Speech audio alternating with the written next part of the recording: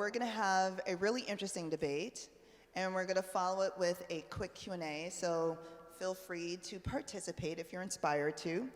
The conversation is going to be around bureaucracy and autonomy. So the title of our talk is From Bureaucracy to Autonomy, Web3 ID as the Key to Redefining Web3 Value Chains.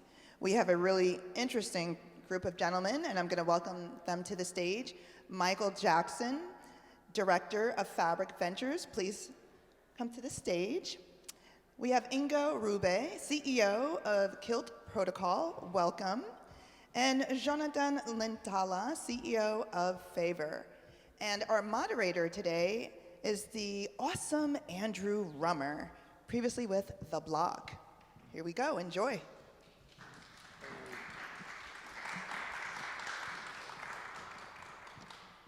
Hi. Good start. There we go. Yeah. Thanks for coming back after lunch. Good to see you. Let me just have a casual Q&A. Okay.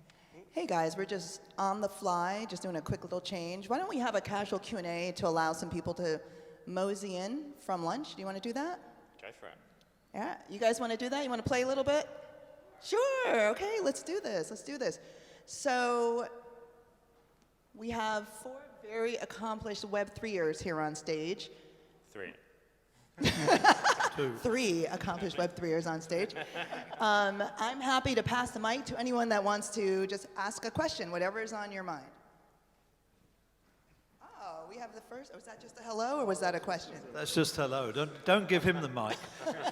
Don't give him the mic. Who wants to ask a question? Come on, don't be shy. Okay. You have a question? All right. So, Jonathan, earlier today you moderated a session on KYC, and the premise was, is anonymity a human right? And so I thought that would be interesting crossover to some of the folks on stage and to see where they net out on that thought. Awesome question, thank you. Anonymity and privacy are 2 different things. Privacy, I think, is an absolute human right. It's enshrined in many laws, in payment law, and many things. We're expected that what we go about in our private lives is private. But anonymity itself, I think, is something that in society we don't really like. The idea of people being able to do things without accountability is not what we want, and anonymity tends to lead to lack of accountability. So privacy, yes. Anonymity, no, is my belief. Yeah, from like a social media perspective, I think what we all see in kind of Web3 social especially is that less and less people are actually using their real identity as their social identity. And I think when it comes to social it is actually a great sort of liberating thing that your like identity can be about a cartoon ape and a like nickname you came up with yourself that kind of doesn't tell where you're from, what language you speak originally, and all of these kind of assumptions and hindrances that people might face if they have to use their real identity. At the same time, if you then use that identity to become a Nazi and make some very hateful comments, then anonymity is probably not a great thing, and that's where kind of IP addresses and stuff come in play, where we all see what happens when anonymous people get into forums. It usually gets pretty ugly pretty quickly. So yeah, I think there has to be some accountability in things. At least then your kind of profile should be kicked out of a platform. And that's where we're trying to build like a reputation for the profiles, where if you actually earned up a reputation, then it hurts you if we take it away instead of you having to just recreate another profile the next day. So kind of having to, how do you bring accountability in without requiring people to reveal their identity, I think is a big question for social. Yeah, and the second person seconding it. Actually, I think when you think a little bit about the crypto world, coming from blockchain anonymity, to be anonymous or stay anonymous is one of the features that we actually got out of the crypto addresses. But what was it used for? It was not used for widely to make opposition against dictators or something. It was mostly used to by many people to just not pay taxes. This is also how you not become a valued member of the society, I think. So being anonymous, probably in many, many ways, nice idea, but big problem. That was I a really think great it's interesting, you can tie these concepts together. I've got a screenshot here of a social media, of a LinkedIn profile. And on the LinkedIn profile, there's a QR code which relates back into a Web3 wallet. And the Web3 wallet has been proved against somebody's real-world identity. So that it shows there's a connection between it, and you can show who's generated that proof. This is actually going, it's not on LinkedIn itself, this is on a profile picture on LinkedIn, so it's the sort of do hacks that don't scale job. But by putting that up there, you can get through that, the proof that it's you who created that, and that real world identity. So I can still be 81234, but it can relate back into a real world identity that's been proven with a passport, zero knowledge proof through back into passports or driver's ID or, you know, this kind of stuff. So the two things aren't exclusive. It's, I think, a question of getting that circle running. Yeah, I like that. Having that combination can be the best of both worlds. And now that we have a few people in the room, I'm just going to ask you to go ahead and get started. But if you can just introduce your name at least and where you're from before you answer the first question for those that are just entering the room. Yeah, maybe we just start properly now and go down the line, and maybe more than your name, like give us a few sentences at least, give us 30 seconds on who you are and why we should listen to what you're saying. Oh, wow. That's a challenge. My name is Michael Jackson. I'm a director at Fabric Ventures. Fabric is a Web3 VC, been going for quite some years, invested in quite a lot of things. My own history and maybe why I'm interested in all of this is a decentralized technology. I was in Skype right at the beginning, and Skype is a truly decentralized setup, and the idea, the premise behind Skype was that people should be able to communicate with each other and nobody can stop it. And we put a lot of work into the protocol, into the way it all hung together to make sure that, you know, we could speak to each other without involving a third party. And I see this now coming into Web3, into the decentralized world. So it's, for me, a 20-year journey that's only halfway through, I think. So anyway, that's why I think this stuff's super interesting. Ingo? Yeah, so my name is Ingo. I'm the founder of KILT Protocol. KILT Protocol is a blockchain which is a one-purpose blockchain. It can do only one thing. This is decentralized identity. We've been in the identity field since 2017, actually. Started to work with the Decentralized Identity Foundation, which is basically the organization of more than 350 companies which together define how decentralized identity should look like on a protocol level. And we designed and built this thing called KILT Protocol, which is basically an implementation of decentralized identity. And hey everyone, my name is Joonatan, or Jonathan if that's an easier pronunciation compared to the Finnish one. I'm one of the founders and the CEO of Phaver, the gateway to Web3 social, as we call it. So we're one of the biggest social apps right now in the Web3 space with over 100,000 weekly active users, built on Lynch Protocol and CyberConnect. And my background is kind of from the dark side of Web2 social, first at Google and then at a very big, or initially small and then very big Facebook advertising partner. So I spent a decade helping monetize people's eyeballs and crawl your email inbox content for ad targeting, pretty much. And constantly was feeling like that's not the right thing to do. The more you know about how the sausage is made, it's not very pretty in the world of Facebook and Google. And that kind of kickstarted the idea of like, this has to be done in a better way. And to do that, you have to kind of restart from zero and start building it with the user at the center. And the best way to put the user at the center is give the user ownership and control, and that's where Web3 comes in. Thanks. So I want to just throw something out to the group before we get too far. I think there's going to be a lot of talk about two concepts in this talk. One is digital identifiers, and the other is soul-bound tokens. They just always seem to come up whenever we talk about digital ID. So who wants to grasp the nettle and define those two things for us and how they differ? I would go and define the DIDs and not the soulbound. So first, if you talk about decentralized identity, it's really nice to find out what is identity. Big philosophical question. But you can make it very simple, actually. Look at the physical world. So in the physical world, you probably would all agree you have an identity. Your identity is clearly not your identity card. This is just a piece of plastic. So what is your identity? Actually, identity always starts with what we call an identifier, or many identifiers. So what you all have is a face, you all have a fingerprint, you all have a signature. Those three things are identifiers from you. They separate you from anyone else in the room. And they are decentralized by default because they were not given to you by Facebook, they were not given to you by your country, they are just made by yourself. And no one can switch them off, right? No one can hinder me signing something, which is pretty cool. But this is also not your identity, that's only your identifier.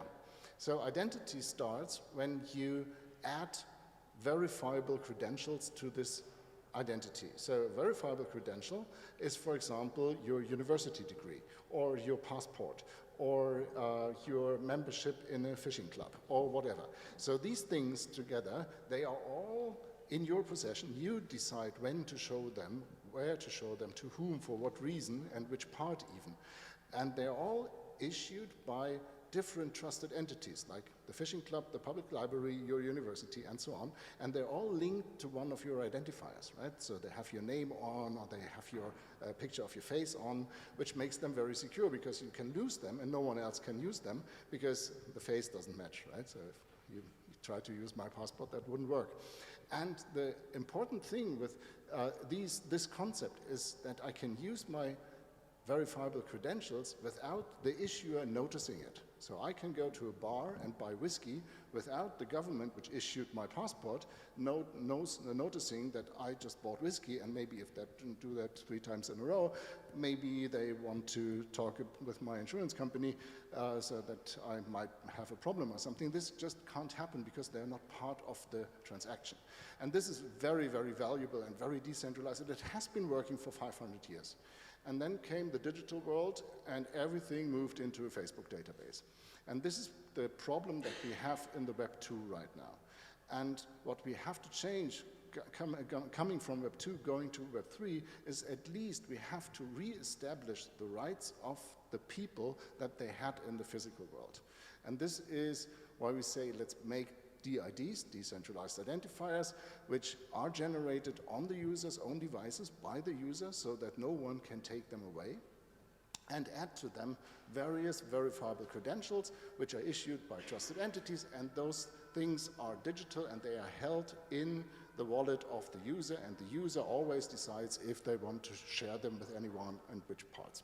So this is what the concept of DIDs and verifiable credentials is. Does anyone want to talk about soulbound token, or shall I just, yeah. So soulbound tokens is actually, it implements kind of verifiable credentials, unfortunately not in the standardized way, but in a way.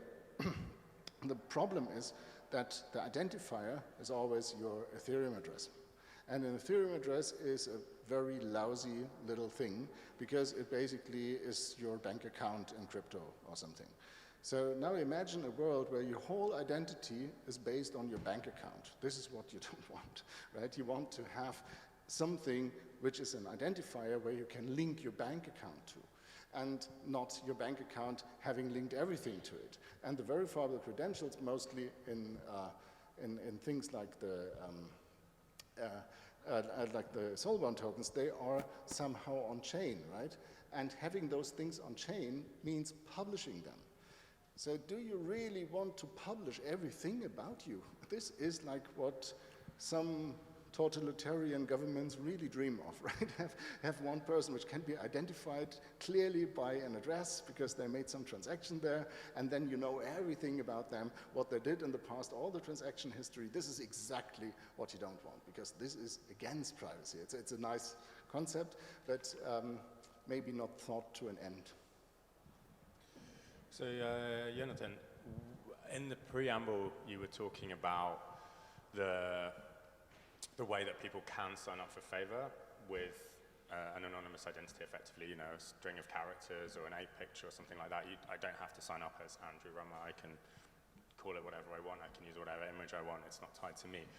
But in doing that, what kind of practical challenges does that create day to day in terms of running a social network and keeping it not a sewer and whatever other challenges? Yeah, I think that's kind of like the problem, like the reason we can't have nice things in general is that there's always somebody there to ruin it.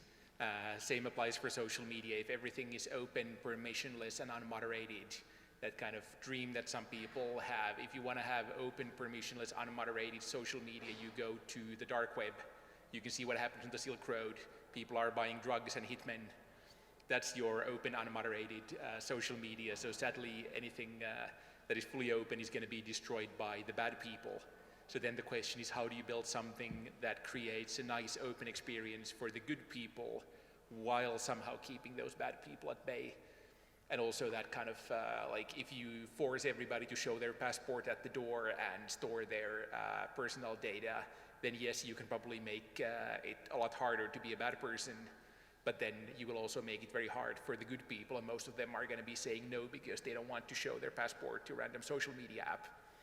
So then that kind of brings you to how to find that balance, and kind of the Phaver idea is that everybody can join with like fully anonymous emails or whatever in the beginning, or use a wallet login soon, and not reveal like any information about themselves. That brings them into level 1 in Phaver, where you can do your basic actions like follow people, make your own posts, etc. Then if you want to actually start getting any boosted visibility in the application or get some perks, be part of our reward system, potentially get some tokens in the future, then you have to start building your reputation in a voluntary way. So you can, for example, do the Galaxy Passport KYC, where we don't actually get any information about your identity. All we know is you have a Galaxy Passport, or you have been KYC'd by a third party, because we don't care about your name or your birthday, or definitely not about your social security number. We don't want to have that for many, many reasons. What we care about is if you've been identified as a unique user instead of somebody who has 20 accounts and is trying to fake their way through. So then that way people can start building that identity, or if they have a good Twitter account, they can connect that through one of our partners and get a badge for, I have a high quality Twitter account, and all of these kind of voluntary things, or you have a Bored Ape or a CryptoPunk or something. All these things can kind of help build your reputation. And back to what Ingo was saying, yes, it's a very big problem if your bank account is your identity. And that's where I think it will be a big thing for the whole industry, trying to figure out how do you kind of compartmentalize your crypto identity, because indeed everything in your wallet is public. The moment you connect it, we know exactly what NFTs you have, we know exactly how much Ethereum you hold, and like what transactions you've been making for the entire history of your wallet, which is great if we want to ensure, is this person real or did they just create a fake wallet? But it's not great if you want to be anonymous or care about your privacy.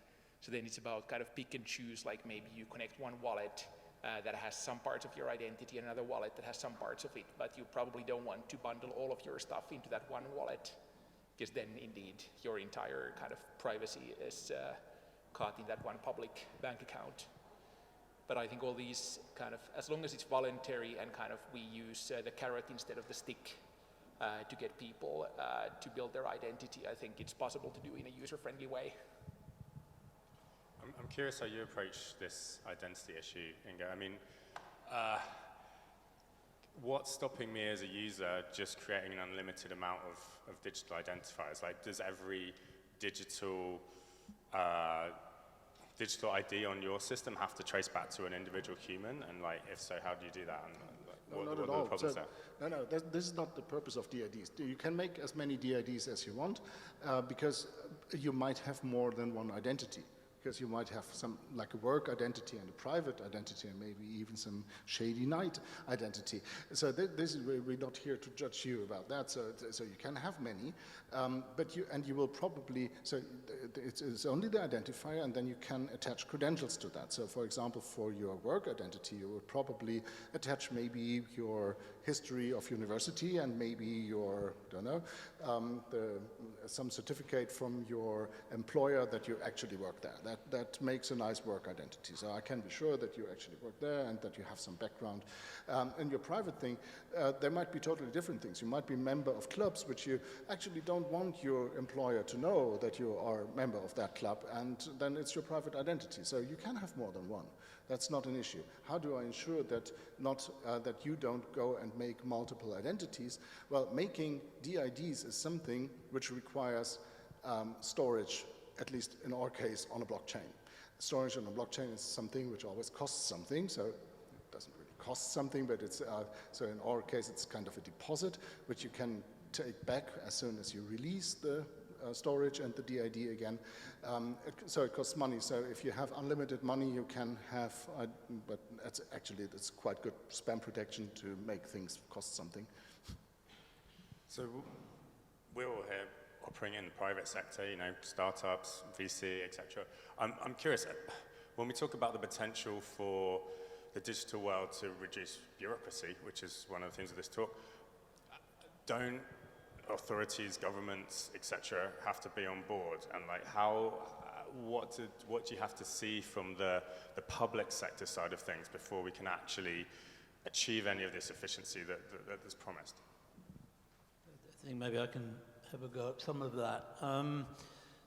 We're seeing a lot of public sector initiatives today to do wallets. There's a European system coming along where we're all going to have a European wallet.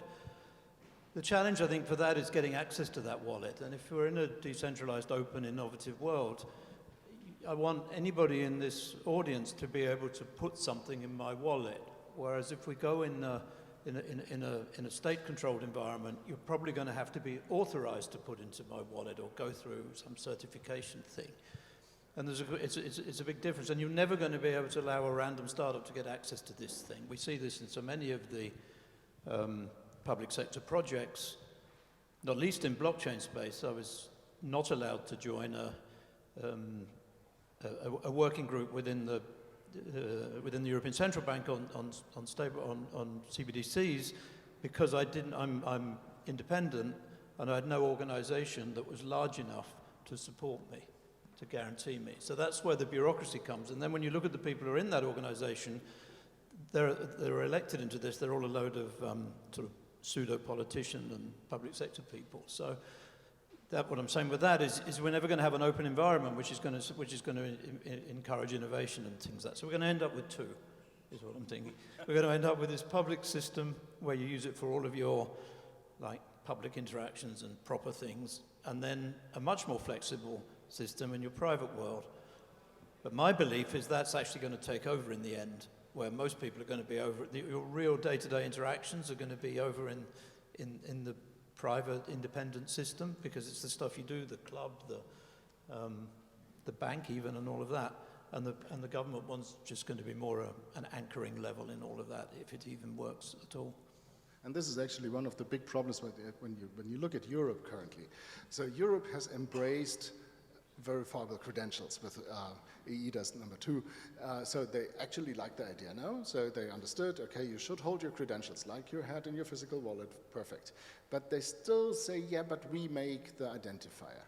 And this is something where we are in discussions. Actually, this afternoon, I'm discussing with the OECD and the EU, especially exactly this topic.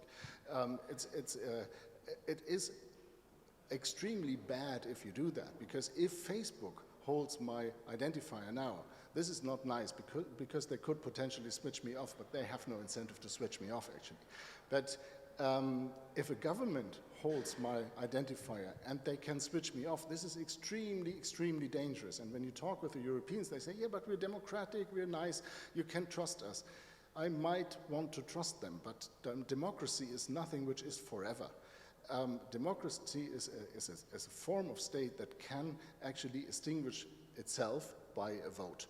And there could be a dictator, and maybe the next dictator doesn't like people with glasses, and then they have my data and they can switch me off. And this is extremely dangerous, because, and you too, and so we both have a problem, and you too, oh man.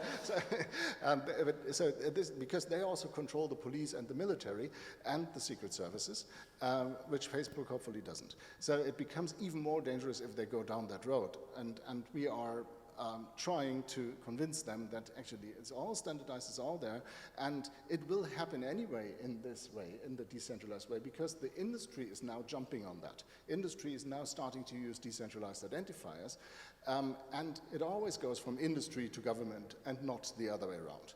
Technology always starts grassroots, like we sit here, then it goes to industry, then money is being earned with it, and then the government says, yeah, okay, if money is being earned with it, then it becomes so important that we unfortunately have to use it too. Will take a couple of years in governments, I think, but it's definitely going to happen. Yeah, I think it's a very interesting, I think, potential. In Finland, actually, the government has been like using the online banking system, which is kind of private, and sort of like there's probably 7 or 8 banks that are part of that system, where if I want to go file my tax report in the government site, I log in with my online banking credentials from one of these third-party banks.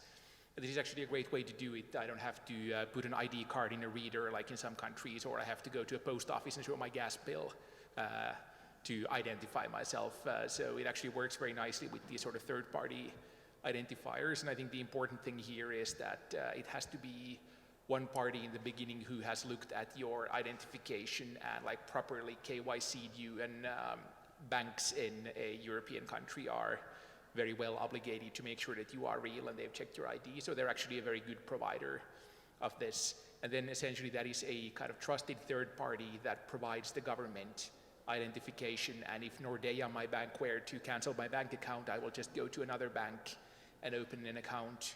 And in a way, like that is sort of a good example of how a system can work, where there can be multiple trusted identity providers that even a government is kind of using. But then obviously the problem is the moment I cross the border to anywhere outside of Finland, my online banking credentials are futile. And then might even be that my passport is not recognized by their KYC, or I only have my driver's license, they want to have my identity card. And whether it's physical or virtual, it becomes a problem.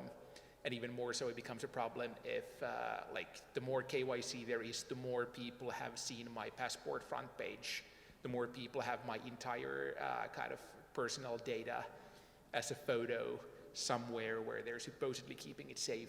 So by kind of having like every like crypto exchange KYCing you, you're just creating a privacy nightmare and a lot of risks for like losing your identity. So I think that's going to be the big thing. If we get to a point where there can be multiple different trusted verifiers, so it can be like KILT, where you've actually showed your passport to them and they've KYC'd you officially and give you a identifier, or it can be your government, or it can be your bank. And then if we get to a point where those are all standardized and interoperable across borders, so I can use my NFT-based identity, and I'm in the US or I'm in China or I'm anywhere, and I need to log into somewhere and prove myself, then I think that would be a great way to kind of balance the risks but get convenience, because like internet is global and all of our identifiers are local and national at this point, and that's a huge discrepancy between the systems. If I can pivot back from the public sector back to the private sector and talk about the tech side of this. So if I think about a mental model I have for innovation is that someone comes along and creates a new platform, and then within that platform people can experiment and entrepreneurs will come along and build awesome products. So if you had the iPhone, or I guess smartphones in general were launched, 13 years ago or so, the definition of that platform is, the fundamental aspect of it is, it's a web browser, it's got a screen, it's got GPS, and it's got a camera, and you've got these like 3 or 4 things that are key, that are joined together, and then suddenly someone can come along and create Uber. Like so if that's the case, what's the key essentials of the platforms that we're talking about now, and like the kind of startups that you're talking to, Michael?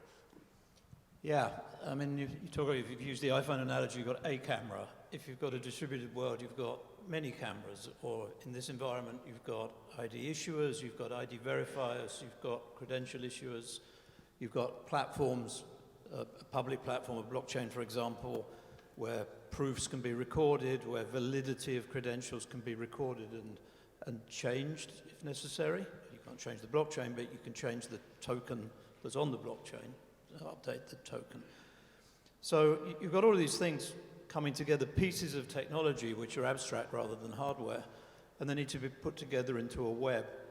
and with the components that you can join together. So you need to be able to pull out, or there are people doing verifiers which are proving data in a way that doesn't leak data. It doesn't leak the source data anywhere, and ideally doesn't even keep the source data anywhere. It's a transactional thing with a level of proof that you can begin to trust. So you use an interesting one, which I hadn't really thought about this way around. The government is trusting the bank to do the ID. It's actually, we sort of think of it the other way around so often, that we're trusting the government. The government has now said the bank ID verification system is actually good enough. And we're going to need that hierarchy of issuers, verifiers, and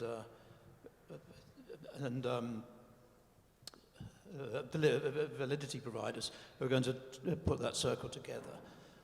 And what that means is you can build some really powerful ecosystems. So this isn't just about providing my identity to you so I can transact or get more credentials or something.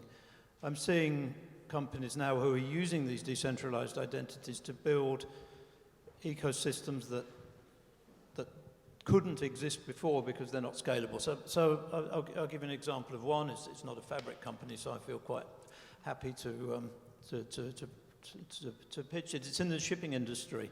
You might have some similarities in other industries. So what they do is the system that's been built and the problem that's being solved is that if I'm working on a ship, I have training, I have to keep up to date with my first aid, my firefighting, my navigation certificates, all of that stuff, right? I have to keep that in my wallet today. And my wallet at the moment is an envelope with printed paper which get wet because it's on a boat. So you can imagine after 10 years what that lot looks like. The captain of the ship where I'm working needs to verify that all my credentials are up to date, because if they're not up to date, he's going to get into a lot of trouble. And the rental agency and the insurance company and the credential issuers and the training organizations all have a share in making this thing work. It becomes much more efficient, safe, and protective of everybody if this works. But it's very decentralized. It's very, the roles are split up. So I'm a crew member. The captain's got a completely different need. And the product he's using could well be completely different. It's going to be an app in his iPhone that's going to look at my QR code and verify my credentials are all up to date. The insurance company is going to have a totally different interface into that, and somebody's going to build a new product around that. And as you see these different components come together, you see maybe 6 or 8 different fundamental needs coming, which can each generate 4 or 5 different products and build an entire ecosystem that is valuable, is socially valuable and economically valuable, and impossible to do today with a central database, because there's no way you'll ever integrate training providers from a PADI diving school in Bali to, Maersk's 6-year training college in Faber or something like that. It's not going to happen. So it's a long answer, but an example of how an ecosystem can be built up using all of these different components that just doesn't exist today, and I hope we can see many of them. I would like to add to this ecosystem thing. So we've seen first attempts in digital identity already, like in 2015. Uport, the older will remember. That was fantastic technology. It's just the problem was no one used it. Why did no one use it? Pretty simple, because it was just a startup. And this startup said, why would I use the standard made, when I'm a big company, why would I use the standard made up by a small company? They could be gone next year. So this is why it never actually flew. And the answer to that is the Decentralized Identity Foundation, which was founded in 2016, where 350 companies, including Microsoft, IBM, but also a lot of blockchain companies, came together and said, we need to standardize how those credentials of this diving schools actually look like, how they, on a technological level, like the bits and bytes, how does it look, so that people can start building applications on top of it. And it's also not enough that 350 industry companies say, this is what we think. We also need a standardization body on top of it. And as standardization body, we used the W3C, which is the guys which also standardized HTTP. So, and HTTP is the thing that made it possible to make the iPhone. So we think that DIDs and verifiable credentials, as they are standardized now, not very long, 2022 was standardization day, for almost a year it's now standardized. So now we have these things, and now what we actually see that big companies start to jump on this train.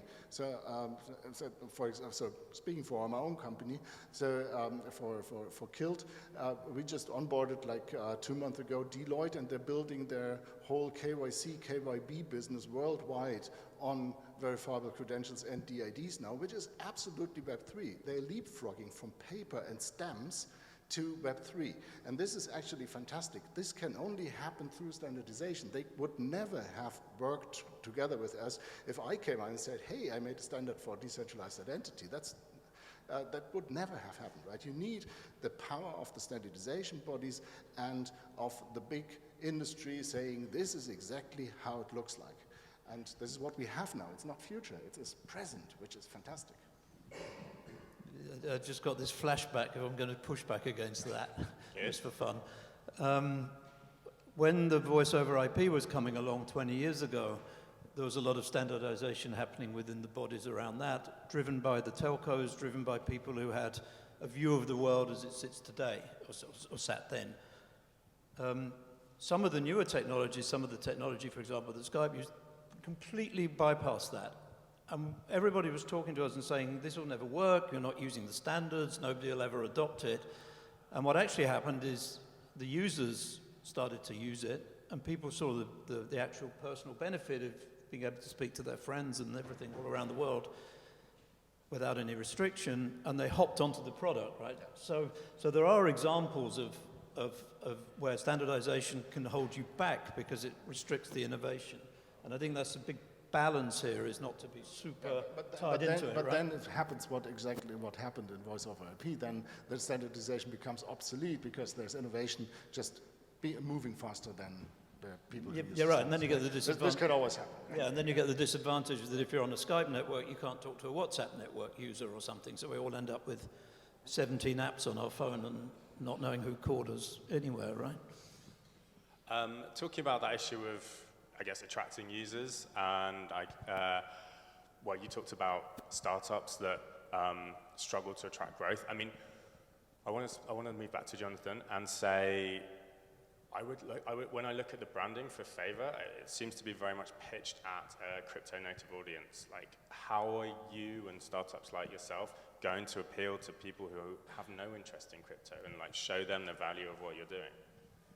Yeah, that's a very good point, and kind of how we see it is that as long as we don't get crypto Twitter off Twitter, then there's no hope for Web3 social, so we have to start with that. Enough is enough. Hopefully eventually people realize they're better off in something that's actually Web3 if that's what they're pitching day in, day out on Twitter. So I think that's kind of where we first need to start, because the whole industry is still a bit in its early days, in the sense that the user experience, even at best, is not ideal. But obviously kind of what Faber is looking for is getting to a mainstream adoption in the long term. And for example, we've built the system already now where my benchmark is that kind of whatever we roll out, there needs to be like a grandmother mode included. So my grandmother actually is on Faber. She's been able to sign up. She's following me on Faber. She doesn't have a crypto wallet, and I don't want to open that can of worms at this point, because she keeps, she got kicked out of Facebook for lying her age to be 12 when she was afraid of showing her birthday. So, we don't want to get her into a wallet yet, but she can actually follow me, and then if, let's say, you're Vitalik Buterin at the other end of the spectrum, and you want to do everything in a fully decentralized way, you can make your post through Lenster, which is an open source Lens client on the browser, and you can sign everything with your wallet. And both of these posts will actually appear in the same timeline. And that way we can kind of build this sort of bridge between the very Web2 native and the very Web3 native audiences who can actually see all of the same content, and then you can gradually start moving towards decentralization. And I think kind of one big part of, I do believe that one big part of getting there will be kind of getting more of the big companies on board. So we just today announced a partnership with Bellygum, which is a Korean NFT project by the Lotte Group, which is one of the biggest conglomerates in Korea, who own department stores in the tallest building in Seoul, and all of this. And those Bellygum NFT merchandise is actually visible in every tax-free, every department store in Korea. And that's kind of mainstream IP for people, and then they've made it into a collectible. And I think these are kind of great ways to bring those everyday users who like to collect things, like to earn rewards, and therefore they've minted a Lotte Group NFT where they actually get some discount coupons into Lotte stores. And then they realize, like, hey, there's a new social media where I also get benefits by connecting this collectible that I have. And then that kind of lures them into, like, they've already created a wallet to mint that teddy bear NFT. And then bit by bit, we're getting like very like mainstream coupon hunters into a social media application, even if they don't realize what's an NFT in between. So I think there's a lot of ways to kind of partner with the more mainstream brands, especially ones that have cool IP, like a lot of like the Asian companies have their amazing mascot IP. Are you loitering because we're running out of time now, Ben? Yes, Okay. we are out of time. We have the ability to have one question from the audience answered by one of the panelists. Does anyone have a question for our speakers?